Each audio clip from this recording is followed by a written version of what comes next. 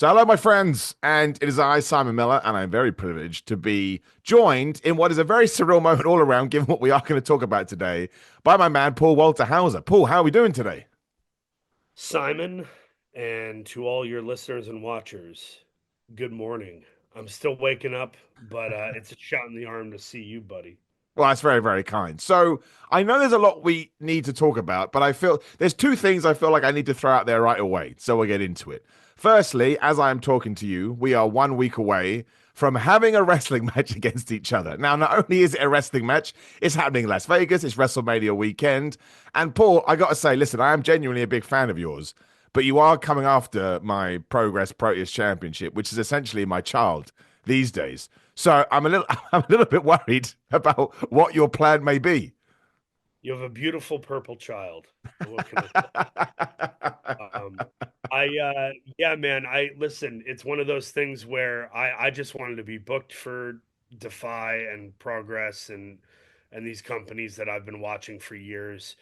I did not know my first booking with the company would be a title match of sorts, and that it would then be a scramble with four other incredible wrestling stars.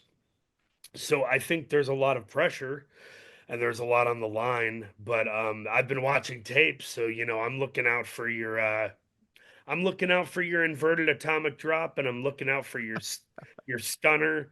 I'm looking out for all your tricks that you'll have up your sleeve. And you know what's nice about a scramble is I'm not the only one beating you up. There's going to be three other guys beating you up, and hopefully that behooves me somehow. That is true. Well, that's the story of my life, to be honest, Paul. Just people beating me up. It's just that's been the story of my wrestling career. But I have to A say, familiar story to me too. right, Yeah. yeah, exactly. Yeah. Well, I would say we do. I mean, it's very, very different, but there is kind of an interesting connection the way we both got into wrestling. Because I started doing YouTube wrestling content, and then one day I was like, man, I've got to sort of scratch this itch. Whereas you obviously became this really sort of notable name in movies and films and TV, and then you use that to jump across. Was that always your plan, or is that just sort of a happy accident that came about? More of a happy accident, but I really relate to what you're saying. I think there's always that itch I had to scratch since childhood. We are talking probably 30 years I've dreamt of doing this. And now it's happening. I always looked at it like, it was something I wanted to do. When you see people like David Arquette or the Jersey Shore cast or whoever Yeah, yeah, yeah. up in wrestling, it makes it feel a little more real. Like, well, at the very least, I could do like a cameo thing and have a match, or I'll even do what Will Sasso did in WCW and let a Bret Hart type stomp the crap out of me for 4 minutes. But as I went along and as I got smartened up to the business, I just kind of thought like, well, if I lose some weight and if I take some classes and if I stick with it for 10, 12 years, there is a chance where I could be legitimate and pave the way for the next guy or gal and make it less of a joke and take it more seriously. Um, and David Arquette, I got to give him props too. He did that as best as he could in his 40s. It's harder to wrestle when you start later, but he was doing Huracan Ranas. He was jumping off the top rope. He was fighting Nick Gage and going to the hospital. I give him his flowers for that. I don't shame him for that stuff the way some fans do. Um, but I'm grateful to have broken in the way I have, and I'm just trying to give back to wrestling, whether it's helping MLW find a media rights deal and get streaming, whether it's putting more eyeballs on incredible companies like Progress or my buddy Sammy Callahan's company Revolver. These are things I want. I want more wrestling. I want better wrestling, and I want the fans to be seen and heard in the spotlight in the Hollywood sphere. Well, I think you really are doing that. Like just sort of reading up about some of the stuff you've done recently. I read a really cool quote that you had where you said, if a production house or a TV show or movie, whatever, wants to use me, they have to accept that I'm going to do wrestling as well. And that does add real weight to what wrestling is because listen, man, I'm going to be honest with you. I have obviously a lot of friends in my life that are wrestling fans and non-wrestling fans. When they saw the graphic pop up with, with you on it, I got a lot of messages going, Simon, what? How have you done this? How are you wrestling this guy? But that's the kind of you have a different sort of appeal, and you have a sort of a wider appeal as well, given the And stuff that, that you're starring in. yeah, that's all it is. Got, and we're neither one of us are doing poison ranas off the top rope. No, and I never Neither will. one of us are. We're not giving Canadian destroyers through double tables off a ladder, like Penta did Dante Martin or whatever. I Oh yeah, it was bad. Yeah, Yeah, we can all bring something different to it. I look at WWF in 1995 and I go, I like that there was Shawn Michaels and Razor Ramon having that ladder match, but I also thought there was a place for Doink the Clown and a place absolutely. for the Undertaker and a place for the 1, 2, 3 Kid. I think wrestling is about the buffet, as Eric Bischoff, aptly put it. And I'm one of the many offerings on that buffet of wrestling. And I think that it's also, but it's just sort of fascinating because again, we see so many times people go from wrestling to acting. That's sort of become a natural segue. And you mentioned obviously David Arquette who went the other way. I remember when he popped up in WCW. It was a big deal. People forget that. It's like David Arquette is going to be in WCW. It was a big deal, and I'm trying to take some stance of humility because I just know how hard folks work to get to make 200-300 bucks on an indie show. Yeah, for That sure. 5 to 10 years sometimes just to get there. So I do have empathy, sympathy for the folks who are like, oh, did you skip the line because you're an actor? But at the same time, I'm also bringing what I can to it. Oh Um, yeah. I'm trying to give back, and also, I had a guy on the Indies come up to me and shake my hand, and he said in the back, he goes, "Thanks for the house," or "Thanks for the gate," or whatever. And I almost laughed thinking he was kidding, and then I realized he was being serious, and I was like, oh, for him, this is a small indie show where maybe normally it would only be 100 people, but there's 300, and maybe I had something to do with 100 or 120 of those folks showing up. That's great. I'm so happy that's the case. Oh, I know. It's, I'm sorry, man. Go on. I was just gonna say it's funny because I did stand up comedy for years. I did stand up for like 10, 12 years. And I loved it, but then I didn't really break through and I kind of gave up on it. And I was like, it's not my first love. I'm gonna get out of the way. And now I have people being like, do you want to do stand up at this massive show with Whitney Cummings and Eric Andre and all these people? And I'm like, where were you 12 years ago? I could have used you back then. Now they just want me because of my movie credits. So I haven't skipped the line with stand up comedy, even though I could. But it's because I know my heart's not fully there. My heart is fully there in wrestling. So I know I can give myself to it. Well, I was going to say, like, I don't think it matters how people get in. You've paid your dues, as they say, that classic saying. You've paid it in different ways. You just mentioned doing stand up for 10 to 12 years. And stand up and wrestling are very similar. They're very similar pathways. So, Yeah. honestly, I genuinely mean this too. The fact that you do have this incredible career going on in a completely different medium and you want to shift that back across to wrestling, that's only good. It's only good for wrestling. It's only good for wrestlers. And you put more eyes on whatever you're involved with. Genuinely, our progress match, even my girlfriend, who, when I met my girlfriend, she didn't even know, like Hulk Hogan, Match Champions. I don't know who these people are. She'd never heard of them. That's how out of the loop she was with wrestling. And then, because for a story I'll get to later, we happened to watch Blackbird together a couple of years ago. She Oh was yeah. like, why are you wrestling? What's going on? And now she's interested, right? And trust me, man, I've wrestled for a long time. She never cares. So now she has that bug. You have those beautiful, not crooked white teeth, man. She's afraid that your face is gonna get busted up. I, you know what? I also want to bring wrestlers into Hollywood. I actively pitch wrestlers for roles all the time. I got AEW um a license deal or whatever to be in the movie Queen Pins with Kristen Bell and Vince Hell Vaughn. yeah. I got them their first visibility in Hollywood in a movie. I got Jericho's Fozzy song Judas in an episode of Cobra Kai. It's Uh, incredible. I my first film I ever did, they said your character is a Motorhead fan, and they had Motorhead T-shirts for me, and I said, can I get a Triple H T-shirt to wear in the movie? So And cool. WWE said no. They were like they didn't okay it, and I'm like, Cool. Guess I'll believe you in my movie with Jennifer Connelly and Ed Harris. Um, but Madness. it's the idea. Once again, I like cross promotion. I love getting people involved. And when I talk to folks about wrestlers in Hollywood, I tell them these people have an incredible work ethic. They can do their own stunts. They're not afraid to commit and look buffoonish, which is most of what acting really is. And they can memorize dialogue because sometimes Vince McMahon would be like, hey, if you get these two words wrong, I'm gonna throw my drink at you or whatever. Like, there's a lot of pressure to perform both verbally and physically in these companies, and I think these guys and gals are ready to make that plunge. There's a lot more Dave Batista, John Cena, Dwayne Johnsons than people realize. So I hope I can be that guy that helps open those doors for folks too to step into my world in film and TV. I do. I think you absolutely are. Like again, I can see it even with the when our graphic went up, and like I say, it's kind of fascinating because the reason we did watch Blackbird is because a few years ago I decided I wanted to get into acting, and it was in part of our course. They said, oh, you should watch this Blackbird show, so we sat down and watched it.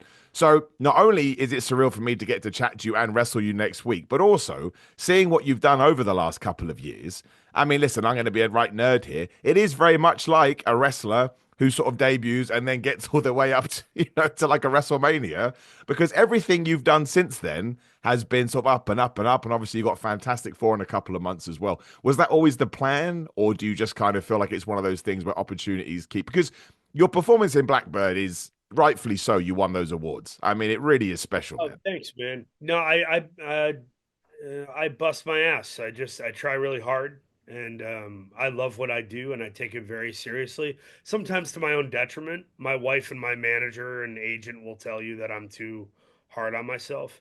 But both in wrestling and Hollywood, I've been very picky. Working with a.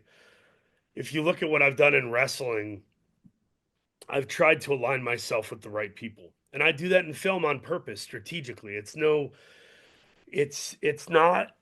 happenstantial that I'm working with Disney and Marvel and Spike Lee and Clint Eastwood. It's very much Yeah. I'm trying to find those opportunities and not say yes to a bag of money. Sometimes they offer you a bag of money for something not that good, and you have to like make a decision.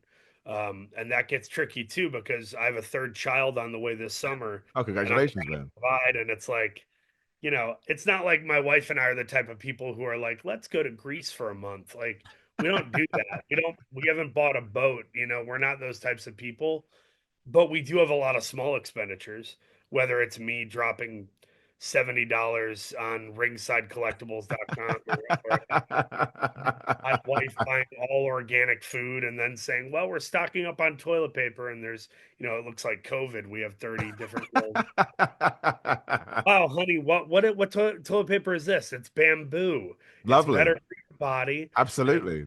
$45 per roll. And I'm like, "Okay." So, I'm trying to keep up with everything, but I'm also trying to be at a certain quality level. And I think doing a Defy or Progress or MLW is part of that. I am trying to align myself properly with the right folks and make an impact. But I do these small shows in Canton, Georgia at Southern Honor Wrestling for my buddy Dylan Freimeyer. And you barely get paid anything. It's 300 to 500 people in attendance, but it's getting my repetitions into and just having fun and showing up to a small town and saying, "Hey, it's Stingray from Cobra Kai." And you sign some autographs and take some selfies. It's fun, and I think Chris Adonis was in the Battle Riot, and he very kindly paid me a compliment, and he goes, "Oh, so you're actually doing this?" And I was like, "Yeah, yeah, I am actually doing. I'm trying to actually do it." Yeah, yeah, yeah. I wasn't sure what he was getting at, and he's like, "You're going to indie shows, and you're diving through tables, and you're bleeding. You're doing it." I was like, "Yeah, I'm trying to." And he kind of just paid me a nice verbal compliment. He just kind of said, it's good to see that you're actually paying dues. Yeah. And I think some people would say you're not paying dues, you shot up the ladder, but it's like, I think it's paying dues to go wrestle for $150 sometimes. I I think totally it's agree.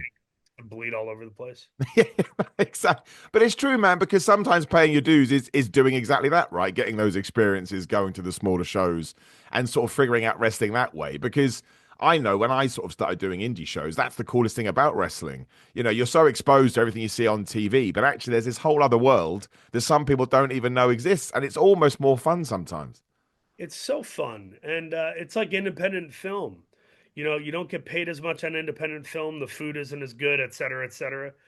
But what you do get is you're creatively satiated, and you feel like you're part of this scrappy team. You know, we're pulling all our resources to try to make this thing work, and I think that's its own fun little buzz. That's its own fun atmosphere and environment.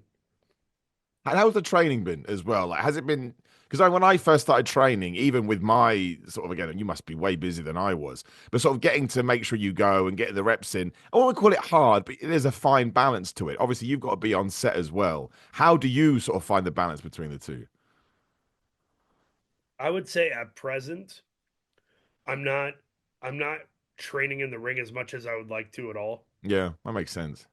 But having said that, I am trying to perfect X amount of things that I do. Yep, So once again, after I've figured out 15 moves that I'm gonna do or give or take or what have you, it's really just about making those better. absolutely. I want to add something to my repertoire. If I want to do a moonsault in the next year and a half, I'll figure that out in the ring. But most of it is repetition in the ring, having the matches. Yeah, yeah, I totally agree, man. I think that's the right thing to do. Last couple of questions from. I'm sparing my body a little bit because I also just it takes a toll. Some of these matches I've been putting a lot of hardcore matches, probably because I lack some of the physical prowess and technique to have like a Kyle O'Reilly type match. But having said that, some of those hardcore matches are intense. My match at Oh Defy with yeah, Joey, that took a lot out of me. no, I bet, I was, man. but holy shit, it was a lot. Yeah. Yeah. No, dude, I've been in those, man. They are not fun. They obviously, it's and also I find as well when you do those, sometimes it's not actually what happens in the match, it's afterwards when your adrenaline wears off and all of a sudden you're like, oh my gosh, I feel like I've been in a car wreck. Yeah, yeah. In the moment, thankfully, adrenaline and love and enthusiasm can get you through. Yeah. Uh, yeah. When Janela and I were doing that match, there were maybe three, four things. I was like, "Oh, we'll do these," and then Janela was like, "We're gonna do these eight things." I'm like, "Oh, Okay. thinking three, you're thinking eight.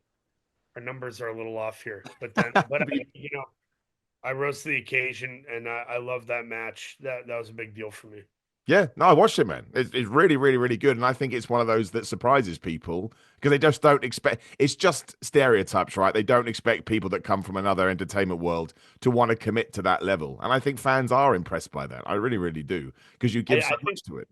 what's been hardest is just it's harder outside of the ring than in the ring. It's harder dealing with the fans who they have a stigma, they have an Yeah. opinion, and it's gonna, they're gonna crap on you anytime they can, and it's tough doing the match and feeling like you did well, and then some fan is like, "Ugh, I thought this guy's 15 minutes of fame were up in the wrestling world." It's like, dude, I'm doing rolling sentons off the apron and butterfly suplexes off the top rope. Like, I'm sorry that I didn't no sell a Canadian destroyer. I'm so sorry. Sorry I've upset you, the mega fan. But Haters gonna hate, man. The phrase exists for a reason. they're gonna make sport out of that bullshit. Absolutely. So, last couple of questions because I know you got a bunch of other interviews, and they're kind of complete 180s, but I'm going to do it anyway because there is no way I can't. You probably can't talk a lot about it, but my one of my favorite movies ever, well, three movies ever, are the Naked Gun trilogy of films. So when that trailer dropped the other day, and I saw you were in it, I was like, man, this guy is just hitting home runs all over the place. So I'm not even sure I have a question. Anything you could tell me about that movie, I'd really appreciate. I think you can tell by looking at my filmography where it's like Naked Gun, Cruella, Yeah, yeah, uh, Fantastic Four, Reno 911. I think you should leave on Netflix. It's I'm just choosing stuff that I think is dope. yeah. Choosing fun stuff that I would go pay my money to watch. So this is another one of those. I got to work with Akiva Schaffer, one of the three guys from Lonely Island. Oh man, Uh, the best. Yeah. he's brilliant. Liam Neeson was super cool. I love working with him. He couldn't have been nicer. He told me great Hollywood stories, gave me great advice. There were times he'd ask for advice doing comedy, and Wow. it was very surreal.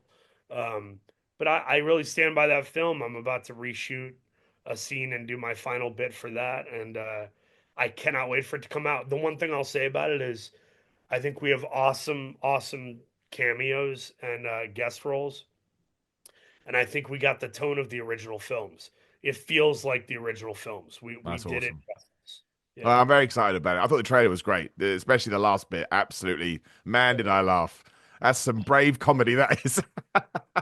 Well, I was there the day they shot the OJ joke, Yeah, the yeah. OJ joke, and I literally said to Akiva and the producers, I said, if that doesn't make the movie, you guys are idiots. Yep. Like Yep. that. Yep. They were Spot like, on. well, kind of edgy. I'm like, welcome to comedy. Yeah, Stop exactly. apologizing and being timid. Just do your shtick, And it was genuinely funny, like genuinely laugh out loud funny because of that. Well, I thought so anyway. I loved it. I loved it. So anyway, I will end in the way that all good wrestlers should end. It is you and me and Charles Crowley and Adam Priest and Effy a week today in Las Vegas. The Proteus Championship is on the line. I have had 7 successful defenses. Now, as I said in the video I cut the other day, I genuinely see this as my biggest challenge to date. And listen, man, it's going to be an absolute treat for me to get to do it with you. But dude, there's no two ways about it, man. You got to call your shot right now. You got to run me down. So this is a shoot. I have I have an easier time wrestling people if I don't fully like them. Okay, makes Uh, sense. if I can go like I'm a little excited to hit this guy. You're not one of those, which puts me at a unique mental Well, I disadvantage. appreciate that, man. So, when I'm fighting you on April 17th at the Palms in Las Vegas, I intend to just imagine JD Vance or Donald Trump as I fight you. How's that? Perfect, dude. Perfect. That's perfectly all right. I mean, it's certainly a unique position for me, but I'll take it. And obviously, on my end, I feel the same. But again, you are coming after my pseudo child. So that is And where my motivation comes from. I'm only looking to take your child um, off your waistline so that you have some time to break into acting. That's all. Dude, I'll take it, man. That's very, very kind of you. Although, again, I'm gonna keep the belt and do both. Not trying to be disrespectful. I'm just letting you know I don't plan on losing it. So, we're walking a tightrope here. Well, No, but say hello to your girlfriend for me, and thank you for watching Blackbird, man. That was super cool. oh man, you've just made her day, honestly. But I do want to say, dude, and again, I'm gonna blow smoke, so you have to forgive me. But as a dude that got into wrestling and then decided to want to do acting as well and try to balance those two, seeing you do it and seeing you do it at the level it is, again, when Progress told me pause in the match, I was like, this is why life and wrestling is the coolest thing ever, because like a full circle moment. I find you very inspiring, man. And even though I am gonna have to whoop your butt a little bit in a week's time, please do know it comes from the competition level only, and I massively respect you, man. Yeah, it'll be a good love-hate relationship on April 17th. And That's right. I'll leave you with this as it pertains to you getting into acting, which you 1,000% can, I Thanks, man. think. Um, it's what DDP says all the time, my buddy Dallas Page. Whether you whether you believe you can or you can't, you're right. It's wonderful. That's So wonderful. do the work and I'll see you on set. Hell yeah. I'll see you there. And otherwise, I got to do my usual thing. Like the video, share the video, subscribe, leave a comment. Paul, take care of yourself, my friend. Smash that like button before I smash Simon Miller in Vegas. Oh, man, you didn't have to do it. We were so close. We were so close.